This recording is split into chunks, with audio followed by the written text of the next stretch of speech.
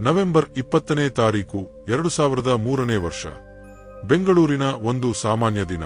ಶುಭಾ ಮತ್ತು ಗಿರೀಶ್ರ ನಿಶ್ಚಿತಾರ್ಥದ ಸಂತೋಷದ ಕ್ಷಣ. ಎರಡೂ ಕುಟುಂಬಗಳು ಖುಷಿಯಿಂದ ಕೂಡಿದ್ದವು. ಏಕೆಂದರೆ ಸುಮಾರು 15 ವರ್ಷಗಳಿಂದ ಒಡನಾಟವಿರುವ ಈ ಕುಟುಂಬಗಳ ಸಂಬಂಧ ಈಗ ಮದುವೆಯ ರೂಪದಲ್ಲಿ ಮತ್ತೊಂದು ಹೆಜ್ಜೆ ಮುಂದಿಡುತ್ತಿತ್ತು. ಆದರೆ ಈ ಸಂತೋಷದ ಕ್ಷಣಗಳು ಒಂದು ದುರಂತದ ಕತೆಗೆ ತಿರುಗುವುದಕ್ಕೆ ಯಾರಿಗೂ ಗೊತ್ತಿರಲಿಲ್ಲ. ಶುಭಾ ಬೆಂಗಳೂರಿನಲ್ಲಿ ತನ್ನ ಕುಟುಂಬದೊಂದಿಗೆ ವಾಸವಾಗಿದ್ದಳು. ಸ್ವಲ್ಪ ದೂರದಲ್ಲಿ ಗಿರೀಶ್ ಕೂಡ ತನ್ನ ಕುಟುಂಬದೊಂದಿಗೆ ಇದ್ದ. ಗಿರೀಶ್ನ ಪೂರ್ಣ ಹೆಸರು ಬಿ.ವಿ. ಗಿರೀಶ್. 27 ವರ್ಷದ ಈ ಯುವಕ ಬೆಂಗಳೂರಿನ ಇಂಟೆಲ್ ಕಂಪನಿಯಲ್ಲಿ ಸಾಫ್ಟ್ವೇರ್ ಎಂಜಿನಿಯರ್ ಆಗಿ ಕೆಲಸ ಮಾಡುತ್ತಿದ್ದ. ಇತ್ತ ಶುಭಾಳ ಪೂರ್ಣ ಹೆಸರು ಶುಭಶಂಕರ್ ನಾರಾಯಣ್. 21 ವರ್ಷದ ಈ ಯುವತಿ BNS ಕಾಲೇಜಿನಲ್ಲಿ ಕಾನೂನು ಓದುತ್ತಿದ್ದಳು. ನಿಶ್ಚಿತಾರ್ಥದ ನಂತರ ಇವರ ಮದುವೆಯ ದಿನಾಂಕವು ಏಪ್ರಿಲ್ 2004ನೇ ವರ್ಷಕ್ಕೆ ನಿಗದಿಯಾಯಿತು. ಶುಭಾ ಮತ್ತು ಗಿರೀಶ್ಗೆ ಒಬ್ಬರಿಗೊಬ್ಬರು ಚಿರಪರಿಚಿತರಾಗಿದ್ದರು. 15 ವರ್ಷಗಳ ಕುಟುಂಬದ ಸಂಬಂಧವೇ ಇದಕ್ಕೆ ಕಾರಣ. ಆದರೆ ಈಗ ಇಬ್ಬರೂ ಒಂದಾಗುವ ಸಮಯ ಸಮೀಪಿಸಿತ್ತು. ನಿಶ್ಚಿತಾರ್ಥದ ಕೆಲವೇ ದಿನಗಳಲ್ಲಿ ಗಿರೀಶ್ ಶುಭಾಳ ಜೊತೆ ಫೋನ್ನಲ್ಲಿ ಮಾತನಾಡಲು ಆರಂಭಿಸಿದ. ಶುಭಾಳು ಒಪ್ಪಿಕೊಂಡಳು. ಡಿಸೆಂಬರ್ 3ನೇ ತಾರೀಕು 2003ನೇ ವರ್ಷ. ನಿಶ್ಚಿತಾರ್ಥವಾಗಿ ಕೇವಲ 2-3 ದಿನಗಳಷ್ಟೇ ಆಗಿತ್ತು. ಆ ದಿನ ರಾತ್ರಿ ಶುಭಾ ಗಿರೀಶ್ಗೆ ಫೋನ್ ಮಾಡಿ ನಾವಿಬ್ಬರೂ ಡಿನ್ನರ್ಗೆ ಹೋಗೋಣ ಎಂದಳು. ಗಿರೀಶ್ ಕೂಡ ಒಪ್ಪಿದ. ಕೆಲಸ ಮುಗಿಸಿ ಸಂಜೆ ತನ್ನ ಸ್ಕೂಟರ್ನಲ್ಲಿ ಶುಭಾಳ ಮನೆಗೆ ಬಂದ. ಶುಭಾ ತನ್ನ ಕುಟುಂಬಕ್ಕೆ ಈ ಡಿನ್ನರ್ ಬಗ್ಗೆ ಹೇಳಿದ್ದಳು. ಗಿರೀಶ್ ಕೂಡ ತನ್ನ ಮನೆಯವರಿಗೆ ತಿಳಿಸಿದ್ದ. ಇಬ್ಬರೂ ಡಿನ್ನರ್ಗೆ ಹೊರಟರು. ಆದರೆ ರಾತ್ರಿ 10:30 ಗಂಟೆ ಆಗಿದ್ದರೂ ಶುಭಾ ಮತ್ತು ಗಿರೀಶ್ ಮನೆಗೆ ಮರಳಿರಲಿಲ್ಲ. ಗಿರೀಶ್ನ ಕುಟುಂಬದವರು ಶುಭಾಳ ಮನೆಗೆ ಫೋನ್ ಮಾಡಿದಾಗ ಶುಭಾಳು ಇನ್ನೂ ಮನೆಗೆ ಬಂದಿರಲಿಲ್ಲ ಎಂಬುದು ತಿಳಿಯಿತು. ಕೆಲವೇ ಕ್ಷಣಗಳಲ್ಲಿ ಗಿರೀಶ್ನ ತಂದೆಗೆ ಮಣಿಪಾಲ್ ಆಸ್ಪತ್ರೆಯಿಂದ ಕರೆ ಬಂತು. ತಕ್ಷಣ ಬನ್ನಿ, ನಿಮ್ಮ ಮಗನ ಸ್ಥಿತಿ ಗಂಭೀರವಾಗಿದೆ ಎಂದರು. ಕುಟುಂಬದವರು ಆತಂಕದಿಂದ ಆಸ್ಪತ್ರೆಗೆ ಧಾವಿಸಿದರು. ಶುಭಾಳ ಕುಟುಂಬವು ಅಲ್ಲಿಗೆ ತಲುಪಿತು. ಆಸ್ಪತ್ರೆಯಲ್ಲಿ ತಿಳಿದ ಸತ್ಯ ಅವರನ್ನು ಆಘಾತಕ್ಕೀಡು ಮಾಡಿತು. ಶುಭಾ ಮತ್ತು ಗಿರೀಶ್ ಡಿನ್ನರ್ ಮುಗಿಸಿ ಮರಳುವಾಗ ರಿಂಗ್ ರೋಡ್ನ ಏರ್ವ್ಯೂ ಪಾಯಿಂಟ್ನಲ್ಲಿ ನಿಂತಿದ್ದರು. ಅಲ್ಲಿ ಕೆಲವು ದುಷ್ಕರ್ಮಿಗಳು ದರೋಡೆಗೆ ಯತ್ನಿಸಿದ್ದರು. ಈ ವೇಳೆ ಗಿರೀಶ್ನ ತಲೆಯ ಮೇಲೆ ಭಾರೀ ಕೋಲಿನಿಂದ ದಾಳಿಯಾಗಿತ್ತು. ಗಂಭೀರ ಗಾಯಗೊಂಡ ಗಿರೀಶ್ನನ್ನು ಶುಭಾ ಆಸ್ಪತ್ರೆಗೆ ಕರೆತಂದಿದ್ದಳು. ಆದರೆ ಅವನ ಸ್ಥಿತಿ ತೀರಾ ಕ್ಲಿಷ್ಟಕರವಾಗಿತ್ತು. ಮರುದಿನ ಡಿಸೆಂಬರ್ 4ನೇ ತಾರೀಕು 2003ನೇ ವರ್ಷ. ಬೆಳಿಗ್ಗೆ 8 ಗಂಟೆಗೆ ಗಿರೀಶ್ ಕೊನೆಯುಸಿರೆಳೆದ. ತಲೆಗೆ ಆದ ಗಾಯ ಮತ್ತು ಅತಿಯಾದ ರಕ್ತಸ್ರಾವದಿಂದ ಅವನು ಮೃತಪಟ್ಟಿದ್ದಾನೆ ಎಂದು ವೈದ್ಯರು ಘೋಷಿಸಿದರು. ಗಿರೀಶ್ನ ತಂದೆ ತಕ್ಷಣ ಸಮೀಪದ ಪೊಲೀಸ್ ಠಾಣೆಗೆ ತೆರಳಿ ಗೊತ್ತಿಲ್ಲದ ದುಷ್ಕರ್ಮಿಗಳ ವಿರುದ್ಧ ಎಫ್ಐಆರ್ ದಾಖಲಿಸಿದರು. ಒಬ್ಬ ತಂದೆಗೆ ಇದಕ್ಕಿಂತ ದಾರುಣ ಸಂಗತಿಯೇನಿರಬಹುದು? ತನ್ನ ಮಗನ ನಿಶ್ಚಿತಾರ್ಥವಾಗಿ ಕೇವಲ 3 ದಿನಗಳಾಗಿದ್ದವು. ಮದುವೆಯ ತಯಾರಿಯಲ್ಲಿದ್ದ. ಆದರೆ ಆ ಮಗ ಇದ್ದಕ್ಕಿದ್ದಂತೆ ಈ ಲೋಕವನ್ನೇ ತೊರೆದ. ಪೊಲೀಸರು ತನಿಖೆ ಆರಂಭಿಸಿದರು. ಮೊದಲಿಗೆ ಶುಭಾಳ ಹೇಳಿಕೆಯನ್ನು ದಾಖಲಿಸಿಕೊಂಡರು. ಏಕೆಂದರೆ ದಾಳಿಯ ಸಮಯದಲ್ಲಿ ಗಿರೀಶ್ ಜೊತೆ ಶುಭಾಳೊಬ್ಬಳೇ ಇದ್ದಳು. ಶುಭಾ ಹೇಳಿದ್ದೇನು? ಡಿನ್ನರ್ ಮುಗಿಸಿ ಮರಳುವಾಗ ಏರ್ವ್ಯೂ ಪಾಯಿಂಟ್ನಲ್ಲಿ ವಿಮಾನಗಳು ಇಳಿಯುವ ದೃಶ್ಯವನ್ನು ನೋಡುತ್ತಾ ಮಾತನಾಡುತ್ತಿದ್ದೆವು. ಆಗ 3 ವ್ಯಕ್ತಿಗಳು ಬಂದು ದರೋಡೆಗೆ ಯತ್ನಿಸಿದರು. ಗಿರೀಶ್ ಅದನ್ನು ವಿರೋಧಿಸಿದಾಗ ಅವರು ಕೋಲಿನಿಂದ ತಲೆಗೆ ಹೊಡೆದರು. ರಕ್ತಸ್ರಾವವಾಗಿ ಗಿರೀಶ್ ಸ್ಥಳದಲ್ಲೇ ಕುಸಿದು ಬಿದ್ದ. ಒಬ್ಬ ಕಾರಿನವನ ಸಹಾಯದಿಂದ ಗಿರೀಶ್ನನ್ನು ಆಸ್ಪತ್ರೆಗೆ ಕರೆತಂದೆ ಎಂದಳು. ಪೊಲೀಸರಿಗೆ ಇದು ದರೋಡೆಯ ಪ್ರಕರಣವೆಂದು ಭಾಸವಾಯಿತು. ಆದರೆ 2003ನೇ ವರ್ಷದಲ್ಲಿ ಸಿಸಿಟಿವಿ ಕ್ಯಾಮೆರಾಗಳಿರಲಿಲ್ಲ.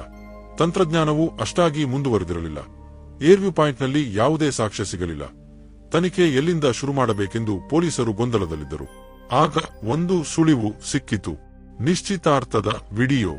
ಶುಭಾ ಮತ್ತು ಗಿರೀಶ್ರ ನಿಶ್ಚಿತಾರ್ಥವಾಗಿ ಕೆಲವೇ ದಿನಗಳಾಗಿದ್ದರಿಂದ ಪೊಲೀಸರು ಆ ವಿಡಿಯೋವನ್ನು ಪರಿಶೀಲಿಸಿದರು.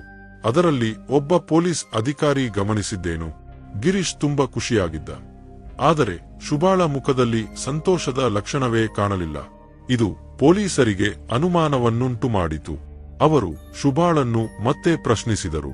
ನಿಶ್ಚಿತಾರ್ಥದ ದಿನ ನೀನು ಖುಷಿಯಾಗಿರಲಿಲ್ಲ ಏಕೆ ಎಂದು ಕೇಳಿದಾಗ ಶುಭಾ ತಡವರಿಸಿದಳು. ತೃಪ್ತಿಕರ ಉತ್ತರ ಕೊಡಲಿಲ್ಲ. ಆಕೆಯ ವರ್ತನೆಯೂ ಕೊಂಚ ವಿಚಿತ್ರವಾಗಿತ್ತು. ತನ್ನ ಕಾಬೋಲಿಯವನು ಕೇವಲ 3 ದಿನದ ಹಿಂದೆ ಸತ್ತಿದ್ದರೂ ಶುಭಾಳಲ್ಲಿ ದುಃಖದ ಛಾಯೆಯೇ ಇರಲಿಲ್ಲ. ಪೊಲೀಸರು ಶುಭಾಳ ಮೊಬೈಲ್ ಕಾಲ್ ಡೀಟೇಲ್ಸ್ ಪರಿಶೀಲಿಸಿದರು. ಅದರಲ್ಲಿ ಒಂದು ಸಂಖ್ಯೆ ಕಾಣಿಸಿತು. ಶುಭಾ ಆ ಸಂಖ್ಯೆಗೆ ದಿನಗಟ್ಟಲೆ ಗಂಟೆಗಟ್ಟಲೆ ಮಾತನಾಡುತ್ತಿದ್ದಳು. ಗಿರೀಶ್ನ ಮೇಲೆ ದಾಳಿಯಾದ ದಿನ ಶುಭಾ ಆ ಸಂಖ್ಯೆಗೆ 72 ಬಾರಿ ಕರೆ ಮಾಡಿದ್ದಳು. ಆ ಸಂಖ್ಯೆ ಯಾರದ್ದು? ಅರವಿಂದ್ ವರ್ಮಾ ಎಂಬ ಯುವಕನದ್ದು. ಶುಭಾಳ ಕಾಲೇಜಿನ ಸಹಪಾಠಿ. ತನಿಖೆಯಿಂದ ಇನ್ನೊಂದು ಆಘಾತಕಾರಿ ಸಂಗತಿ ಬಯಲಾಯಿತು. ಶುಭಾ ಮತ್ತು ಅರವಿಂದ್ ಪ್ರೀತಿಯಲ್ಲಿದ್ದರು. ಪೊಲೀಸರು ಅರವಿಂದ್ನನ್ನು ಬಂಧಿಸಿದರು. ಆದರೆ ಅವನ ವಿರುದ್ಧ ಖಚಿತವಾದ ಸಾಕ್ಷ್ಯಗಳಿರಲಿಲ್ಲ. ನಾನು ಶುಭಾಳನ್ನು ಪ್ರೀತಿಸುತ್ತೇನೆ, ಆದರೆ ಗಿರೀಶ್ನ ಮೇಲಿನ ದಾಳಿಯಲ್ಲಿ ನನ್ನ ಪಾತ್ರವಿಲ್ಲ ಎಂದ ಅರವಿಂದ್. ಸಾಕ್ಷ್ಯಗಳ ಕೊರತೆಯಿಂದ ಪೊಲೀಸರು ಅವನನ್ನು ಬಿಡುಗಡೆ ಮಾಡಿದರು. ಆದರೆ ರಹಸ್ಯವಾಗಿ ಅವನ ಮೇಲೆ ನಿಗಾ ಇಟ್ಟರು. 1-2 ದಿನಗಳ ನಿಗಾದ ನಂತರ ಅರವಿಂದ್ ಶುಭಾಳನ್ನು ಭೇಟಿಯಾದ. ಇದರ ಜೊತೆಗೆ ಶುಭಾಳ ಕುಟುಂಬದ ಕೆಲವು ಸತ್ಯಗಳು ಬೆಳಕಿಗೆ ಬಂದವು. ಶುಭಾ ಅರವಿಂದ್ನ ಬಗ್ಗೆ ತನ್ನ ಕುಟುಂಬಕ್ಕೆ ಹೇಳಿದ್ದಳು. ಆದರೆ ಅವರಿಗೆ ಒಪ್ಪಿಗೆ ಇರಲಿಲ್ಲ. ಆದ್ದರಿಂದಲೇ ಶುಭಾಳ ಮದುವೆಯನ್ನು ಗಿರೀಶ್ನ ಜೊತೆ ತೀರ್ಮಾನಿಸಿದರು. ಪೊಲೀಸರು ಶುಭಾಳ ನಿಶ್ಚಿತಾರ್ಥದ ದಿನದ ಮೇಕಪ್ ಕಲಾವಿದೆಯನ್ನು ಭೇಟಿಯಾದರು. ಆಕೆಯ ಹೇಳಿಕೆ ತನಿಖೆಗೆ ದೊಡ್ಡ ತಿರುವು ಕೊಟ್ಟಿತು. ಶುಭಾ ಗಿರೀಶ್ನ ಜೊತೆ ಮದುವೆಯಾಗಲು ಇಷ್ಟವಿರಲಿಲ್ಲ. ಅರವಿಂದ್ನನ್ನೇ ಪ್ರೀತಿಸುತ್ತೇನೆ ಎಂದಳು. ಕುಟುಂಬದ ಒತ್ತಾಯಕ್ಕೆ ಒಪ್ಪಿಕೊಂಡೆ. ಆದರೆ ನಿಶ್ಚಿತಾರ್ಥದ ನಂತರ ಅರವಿಂದ್ ಜೊತೆ ಓಡಿಹೋಗುವೆ ಎಂದಿದ್ದಳು ಎಂದು ಕಲಾವಿದೆ ಹೇಳಿದಳು. ಈ ಹೇಳಿಕೆಯ ಆಧಾರದ ಮೇಲೆ ಪೊಲೀಸರು ಶುಭಾಳನ್ನು ಬಂಧಿಸಿದರು. ಕಟ್ಟುನಿಟ್ಟಾಗಿ ಪ್ರಶ್ನಿಸಿದಾಗ ಶುಭಾ ನಿಜವನ್ನು ಬಾಯ್ಬಿಟ್ಟಳು. ನಾನು ಅರವಿಂದ್ನನ್ನು ಆಳವಾಗಿ ಪ್ರೀತಿಸುತ್ತಿದ್ದೆ. ಆದರೆ ಕುಟುಂಬದವರು ಗಿರೀಶ್ನ ಜೊತೆ ಮದುವೆ ಒತ್ತಾಯಿಸಿದರು. ಗಿರೀಶ್ ಸರಳ ಜೀವನ ಇಷ್ಟಪಡುವವನು.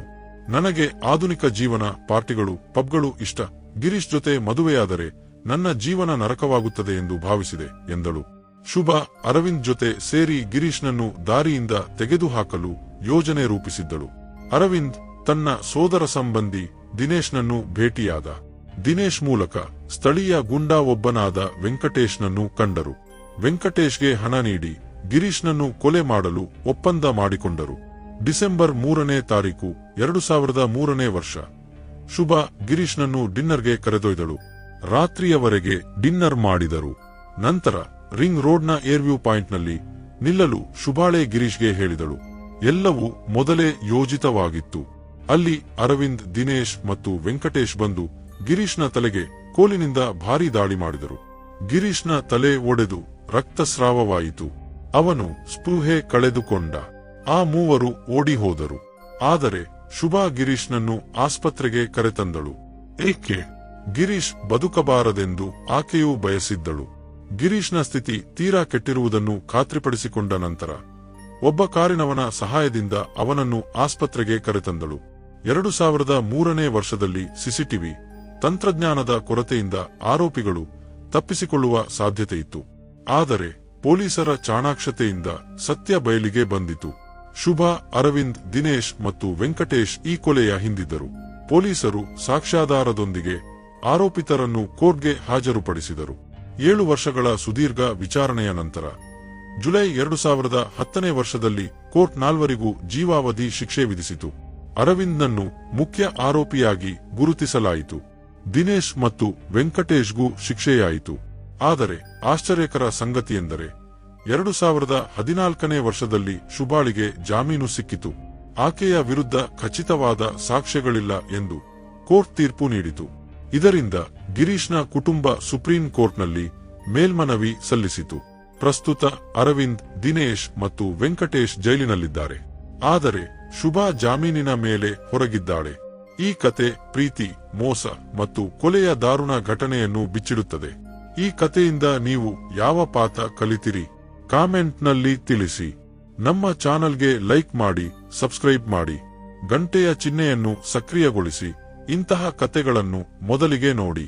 ಧನ್ಯವಾದಗಳು. ವೀಕ್ಷಣೆಗೆ ಒಗೋಗಿರಿ.